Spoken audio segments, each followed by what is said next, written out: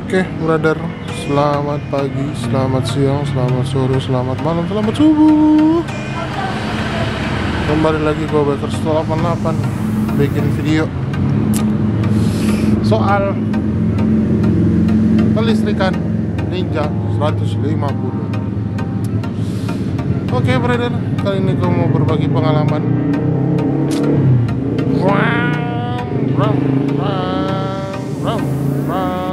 Bisik. Oke, lanjut. Gue mau berbagi pengalaman. Nah, motor gua mana CDI-nya? CDI-nya kemana? Woi, siapa yang maling? Woi, balikin, woi. Oke, brother. Video kali ini gue mau berbagi pengalaman. Aduh, hampir 2 minggu motor nggak jalan. Selain karena isolasi mandiri, terus ya gitu deh. Lihat keadaan motor seperti ini, aduh, sakit hati aing. Kenapa bisa mogok? Kenapa bisa mati? Aduh, ganti lagi barang lagi mahal lagi ini. Oke, lanjut, brother. Ternyata ini dia nih, CDI gua error. Waduh, CDI-nya error tuh. Padahal masih bagus ini, kelihatan dari luar, nggak ada kapur-kapur atau apa, nggak ada. Nasib. Oke, sedikit pengalaman, brother. Gue mau ceritain kenapa CDI saya bisa mati total. Ceritanya begini. Nungguin ya. Oke deh, lanjut. Jadi ceritanya gini, kan kemarin kan gua hampir 2 minggu itu diam di rumah. Ya, pengen ngegas motor, pengen jalan-jalan, cuma nggak bisa karena lagi PPKM. Karena lagi PPKM, terus lagi isolasi mandiri, jadi akhirnya motor mogok. Dipanasin cuma 5 menit, diemin lagi beberapa hari, akhirnya motor mogok. Dan ternyata penyebabnya CDI-nya error. Nah, teman-teman, CDI error yang pengalaman gua rasain awalnya itu tarikan motor kayak nggak biasanya. Emang sih kalau mau dibilang ini yang gua rasain, kan kemarin motor sempat korsleting, itu sekringnya di sini korslet. Terus yang gua rasain yang kemarin gua bilang di bawah joknya itu terasa panas. Ternyata benar, mungkin sejak itu CDI saya udah mulai error sedikit, dan akhirnya sekarang dia mati total. Mana dia mini? No. Mati total nih. Mati total, udah nggak bisa fungsi lagi. Aduh, nasib. Jadi dari kemarin itu dia kayak tarikan motor berat. Jadi motor udah agak teriak, tapi tarikan motor nggak terlalu gimana ya, nggak terlalu agresif, nggak terlalu respon. Nah, akhirnya selang waktu berjalan dan tiba saatnya CDI-nya game over. Dan kemarin sempat gua nyalain, terus gua tes. Gejala awal dia ini panas, CDI-nya panas.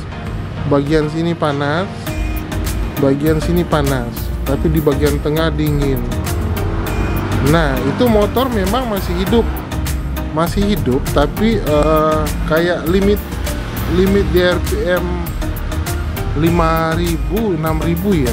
Kemarin waktu gue panasin, jadi dia limit kayak bam gitu. Ya, dan akhirnya hari ini dia tewas seketika. Si dianya tewas. Dan kemarin karena gue penasaran, karena ya lagi isolasi mandiri di rumah, gue panggil teman bengkel di depan, mekaniknya, minta tolong dicek kabel-kabelnya dari spool ke kiprok ke aki ke CDI, jalurnya semuanya aman. Dari spoolnya itu dia keluarin api, kiprok semua, dari soket-soketnya semua dites itu aman. Nah, curigaan saya waktu itu pas dicolokin ini CDI-nya motor hidup, tapi dia berbet, ada limitnya. Nah, curigaannya gua pas pegang panas, ujungnya ini sama ujungnya ini dia panas. Ya, jadi besar kemungkinan gue pasti mikir ini gara-gara CDI, karena CDI itu nggak biasanya dia panas banget bagian belakang sama bagian depan. Ini sumpah teman-teman, jadi CDI-nya itu panas banget. Kayak teman-teman kalau baru mau taruh aja jempol begini, ditahan 1 detik 2 detik langsung panas, langsung naik pasti jempolnya karena panas. Nah, karena takutnya nanti CDI-nya jebol, meleduk duk. Ya akhirnya gue cabut deh biar lebih aman. Cuma teman-teman, gue mau sharing sedikit dari pengalaman dari gue lihat di Google, terus tanya-tanya ke teman-teman. Gejala awal kiprok ini dia CDI dia bisa error, bisa rusak karena dari sistem pengisiannya dari aki bisa juga penyebab CDI bisa jadi error. Nah, buat teman-teman, gue mau cerita, aki ini memang jujur dia sempat soak, tapi gue paksain pakai kabel Action wire yang penyetabil kelistrikan motor. Dan akhirnya kalau mau dilihat di voltase motor, voltmeter yang di depan itu, di dashboard itu, motor kalau nggak pasang lampu, tekanan voltmeternya dia kisaran 14, tapi ketika pasang lampu dia turun jadi 12, nah itu kalau gua pakai kabel Action wire yang penyetabil listrik itu. Nah, karena kemarin gua waktu ngevlog juga itu sempat bikin konten soal kabel Action wire, pengalaman pakai kabel Action wire, memang tarikan motor memang ringan, tapi gimana ya kalau mau dibilang kayak kering, gimana ya kalau pakai yang kabel-kabel begitu, makanya gue cabut. Nah, gue lupa ternyata aki gue ini udah sempat tekor, terus gue paksain nggak diganti karena umurnya mungkin udah 3 tahun kalau nggak salah, mereknya juga GeForce, merek murah meriah, tapi dipakai ini sampai sekarang udah 3 tahun akinya ini. Nah, gue paksain itu. Nah, pas ketemu sama yang mekanik kemarin, dia bilang ke saya, aki tekor itu bisa juga penyebab CDI menjadi rusak. Nah, jadi teman-teman, selain merhatiin kelistrikan semua di depan itu, di bawah aki juga harus diperhatikan. Kalau aki udah tekor, mendingan diganti yang baru. Nah, ini salah satunya, ini gua ledor, nggak langsung ganti, akhirnya akinya kena CDI nya kena. Biasanya yang mekanik yang kemarin itu, teman saya di bengkel depan itu, dia bilangnya biasanya yang kena duluan kiprok baru ke CDI. Nah, tapi kemarin nggak tahu kenapa ceknya kiproknya cuma ada kapur-kapur dikit, tapi yang kena CDI-nya yang memang mati total. Jadi ini udah nggak fungsi. Jadi buat teman-teman, berbagi pengalaman untuk kelistrikan motor, jangan main-main soal aki. Kalau aki udah soak, mendingan diganti yang baru, jangan dipaksain. Jangan diperhatiin ya. Motor tua, jadi ya motor tua tapi kenceng. Jadi buat teman-teman, perhatiin nih aki. Jangan sampai kalau aki udah tekor terus teman-teman maksain. Memang mungkin kalau Ninja nggak pakai aki, mungkin motor akan nyala tapi akan pincang jalannya.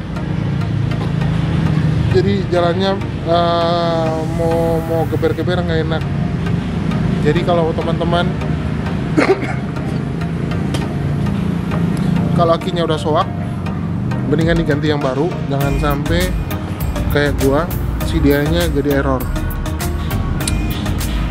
Gua kemarin sempat coba pakai CDI yang teman karena sempat penasaran apa mungkin memang benar CDI-nya yang rusak.